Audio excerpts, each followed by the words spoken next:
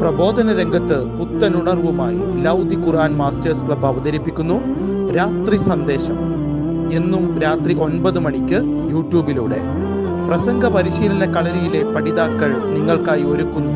കേൾക്കുക, പ്രബുദ്ധരാവുക, മറ്റുള്ളവരിലേക്ക് എത്തിക്കുക. അൽഹംദുലില്ലാഹി റബ്ബിൽ ആലമീൻ, അസ്സലാത്തു വസ്സലാമു അലാ റസൂലിൽ അമീൻ വഅലാ ആലിഹി വസഹ്ബിഹി അജ്മഈൻ, അമ്മാ ബഅദ്. എൻ്റെ ശബ്ദം ശ്രവിക്കുന്ന പ്രിയ ശ്രോതാക്കളെ, അസ്സലാമു അലൈക്കും വറഹ്മത്തുള്ളാഹി വബറകാതുഹു. നമ്മളിന്ന് സംസാരിക്കാൻ ഉദ്ദേശിച്ചിരിക്കുന്ന വിഷയം തസ്കിയത്ത് എന്നുള്ളതാണ്. മനുഷ്യൻ ശരീരവും റൂഹും കൊണ്ടുള്ളതാണ്. മാതാവിൻ്റെ ഗർഭാശയത്തിൽ മാംസപിണ്ഡമായിട്ട് രൂപപ്പെടുമ്പോൾ മലക്കുകൾ വന്ന് ആത്മാവ്, അതായത് അള്ളാഹുവിൻ്റെ കൽപ്പന പ്രകാരം അതിന് റൂഹിട്ട് കൊടുക്കുന്നു. അങ്ങനെ അത് ജീവനുള്ളതായി മാറുന്നു. നമുക്കറിയാം, ആത്മാവ് ആകാശത്ത് നിന്നുള്ള രക്ഷിതാവിൻ്റെതാണെങ്കിൽ ആ രക്ഷിതാവാണ് ആ റൂഹിന് വേണ്ടുന്നതായിട്ടുള്ളതെല്ലാം നൽകുന്നത്. അതുപോലെ തന്നെ ശരീരത്തിന് ആവശ്യമായിട്ടുള്ളതാണ് ഭക്ഷണവും വെള്ളവും തുടങ്ങിയ ജീവന്റെ നിലനിൽപ്പിന് വേണ്ടിയുള്ളത്. എന്നാൽ റൂഹ് പരലോകത്തേക്ക് വേണ്ടിയുള്ളതാണ്. ആ റൂഹിന് അറിവും വിജ്ഞാനവും അതനുസരിച്ചുള്ള പ്രവർത്തനവും എല്ലാം ആവശ്യമാണ്. നമുക്കറിയാം, ഖുർആനിൽ പറഞ്ഞിരിക്കുന്ന 3 മനസ്സുകളെ കുറിച്ച്, അതായത് ലവ്വാമയായിട്ടുള്ള മനസ്സ്, അമ്മാറയായിട്ടുള്ള മനസ്സ്, മുത്തമൈനായിട്ടുള്ള മനസ്സ്.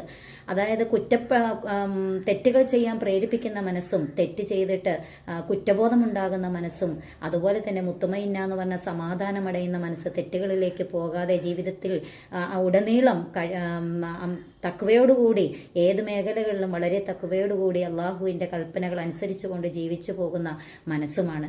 നബി സല്ലല്ലാഹു അലൈഹി വസല്ലമയുടെ ഹദീസിൽ നമുക്ക് മനസ്സിലാവുന്നില്ലേ, അള്ളാഹു നിങ്ങളുടെ ശരീരത്തിലേക്കോ നിങ്ങളുടെ രൂപത്തിലേക്കോ ഒന്നുമല്ല അള്ളാഹു നോക്കുന്നത്, നിങ്ങളുടെ ഹൃദയത്തിലേക്കും ആ ഹൃദയത്തിനനുസരിച്ചുള്ള പ്രവർത്തനത്തിലേക്കുമാണെന്ന്.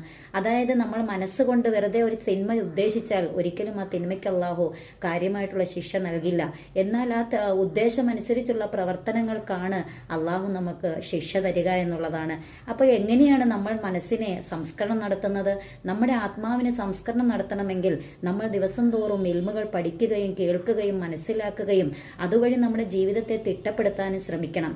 അല്ലെങ്കിൽ പിശാചാകുന്ന നമ്മുടെ ജന്മശത്രു എന്ന് പറയുന്നത് നമ്മുടെ തിന്മകളിലേക്ക് നമ്മളെ പ്രേരിപ്പിച്ചുകൊണ്ടേയിരിക്കും.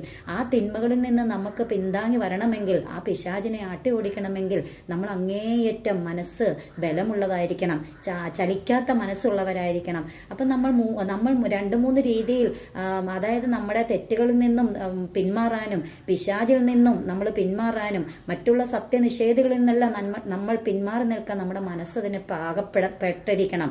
ആ പാകപ്പെടാൻ വേണ്ടി അള്ളാഹു പറയുകയാണ്, ഒരിക്കലും അറിവുള്ളവരും അറിവില്ലാത്തൊരു സമമാവുകയില്ലല്ലോ. അപ്പോൾ നമ്മൾ അറിവ് നേടിക്കൊണ്ടേയിരിക്കുക. ആ അറിവ് നേടുന്നതിനനുസരിച്ച് നമ്മുടെ ജീവിതം ശരിപ്പെടുത്തുക എന്നുള്ളതാണ്. എന്തെങ്കിലും തെറ്റ് ചെയ്തിട്ടുണ്ടെങ്കിൽ ആ തെറ്റിൽ നമ്മൾ പിന്മാറിയാൽ തന്നെ പിശാച് നമ്മളെ പിന്തുടർന്നുകൊണ്ടേയിരിക്കും. പിന്നീട് എപ്പോഴെങ്കിലും ആ തെറ്റുകൾ ചെയ്യാൻ നമ്മളെ പഴയ തെറ്റുകൾ പിശാച് ഓർമ്മിപ്പിക്കുമെന്നുള്ളതാണ്. അതിലുള്ള സന്തോഷവും ആനന്ദവും കണ്ടെത്തുമ്പോൾ വീണ്ടും ആ തെറ്റിലേക്ക് പോകുമെന്നുള്ളതാണ്.